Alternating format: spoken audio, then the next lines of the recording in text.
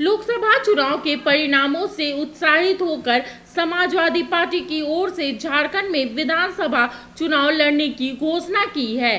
Samajwadi party के प्रदेश अध्यक्ष रंजन यादव ने कहा है कि इंडिया गठबंधन के तहत सपा पलामू प्रमंडल में 4 से 5 सीटों पर चुनाव लड़ेगा।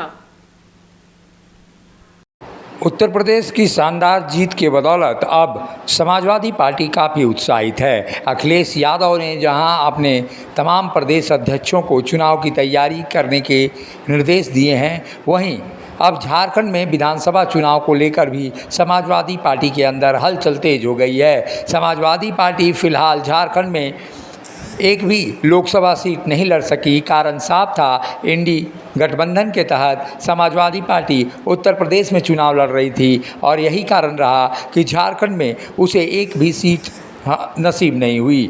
वहीं झारखंड में अब समाजवादी पार्टी अपनी पुरानी राह पर साइकिल की सरपट राह दोहराना चाहती है। ऐसे में साइकिल की सवारी करने वाले नेताओं को अब आस जगी है कि झारखंड में भी विधानसभा चुनाव इंडिया महागठबंधन के तहत समाजवादी पार्टी लड़ेगी और इसका भरोसा अखिलेश यादव ने उनको दिलाया है। ऐसे में समाजवादी पार्टी के नेताओं का उत्साह चरम पर है और वो पलामू प्रमंडल की कई सीटों पर अपनी दावेदारी कर रहे हैं। अब ये समय बताएगा कि आखिर पलामू प्रमंडल की कौन सी सीट समाजवादी पार्टी हासिल कर पाती है। लेकिन इतना ज़रूर है, समाजवादियों की पुरानी गढ़ के रूप में कई सीटें झारखंड में देखी जा रही है। 2024 में हमारे समाजवादी पार्टी उत्तर प्रदेश में देश के सबसे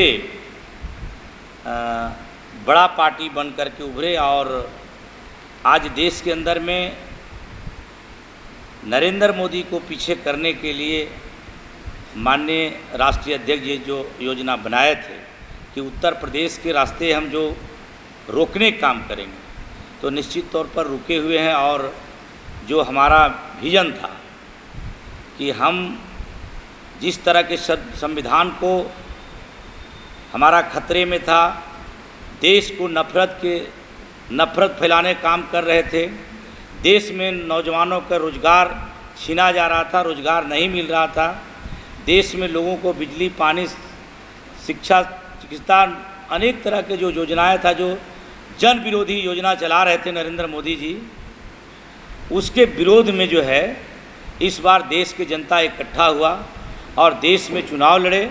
और उत्तर प्रदेश में हमारे समाजवादी पार्टी हमारे माननीय राष्ट्रीय अध्यक्ष जी के नेतृत्व में इस बार हम लोग मजबूती से सीट जीतने काम किए और जिस तरह से काले कानून लान करके देश के अंदर में हमारे किसानों को, हमारे लोगों को प्रयास पेरने के काम जो कर रहे थे, अब ये बार नहीं होगा।